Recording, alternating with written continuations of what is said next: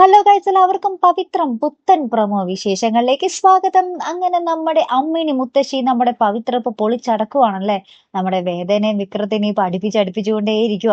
അപ്പൊ ഇന്നത്തെ പ്രൊമോയിലും നമ്മുടെ വിക്രം അവിടെ ഭക്ഷണം കഴിക്കാൻ വേണ്ടി വരുമ്പോൾ നമ്മുടെ വേദയോട് നമ്മുടെ അമ്മിണി മുത്തശ്ശി പറയുന്നുണ്ട്, മോളും കൂടി അവന്റെ കൂടെ ഇരിക്കെ എന്ന് പറയുമ്പോൾ നമ്മുടെ വേദ പറയുന്നുണ്ട്, വിക്രമേട്ടം കഴിച്ച് കഴിയട്ടെ എന്നിട്ട് ഞാൻ ഇരുന്നോളാം എന്ന് പറയുമ്പോൾ നമ്മുടെ മുത്തശ്ശി അപ്പൊ തന്നെ പറയുന്നുണ്ട്, ഓ നീ വലിയ കുലസ്ത്രീ ഒന്നും ആകാൻ നിൽക്കണ്ട, മോൾ അങ്ങാടി ഇരുന്നേ എന്നൊക്കെ പറഞ്ഞിട്ട് വിക്രത്തിനൊപ്പം നമ്മുടെ വേദ ഇരിക്കുന്നുണ്ട്. അപ്പൊ ഇരിക്കുമ്പോൾ നമ്മുടെ വേദ ഇങ്ങനെ വിക്രത്തിന്റെ മേത്തോട്ട് ഇങ്ങനെ ചാടി വീഴുന്നൊക്കെ ഉണ്ട് കേട്ടോ.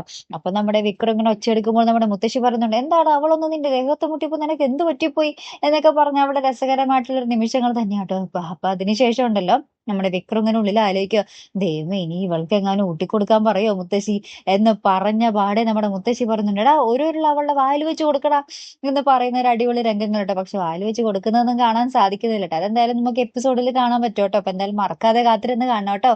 അപ്പുറത്താണെങ്കിൽ നമ്മുടെ വേദയുടെ ബ്രദർ ശ്രീകാന്ത് എന്തൊക്കെയോ നമ്മുടെ വിക്രത്തിനെതിരെ പ്ലാൻ ചെയ്യുന്നുണ്ട്. അപ്പുറത്ത് അഭിലാഷ് ആണെങ്കിൽ നമ്മുടെ വിക്രത്തിനെ അപകടപ്പെടുത്താൻ വേണ്ടി വിക്രം ബൈക്കിലൂടെ പോകുമ്പോൾ അതിന്റെ മുമ്പിൽ എന്തൊക്കെയോ അവിടെ തരികിടകൾ നടത്തുന്നുണ്ട് നമ്മുടെ വിക്രത്തിനെ ബൈക്കിൽ നിന്നും വീഴ്ത്താൻ വേണ്ടി കേട്ടോ. അപ്പൊ എന്തായാലും ഒരു അപകടകരമായിട്ടുള്ള ഒരു രംഗങ്ങൾ തന്നെയാണ് ഏറ്റവും ഒടുവിൽ നമുക്ക് കാണുവാൻ സാധിച്ചേട്ടോ. നമ്മുടെ വിക്രത്തിനൊന്നും പറ്റാതിരിക്കട്ടെ അല്ലെ.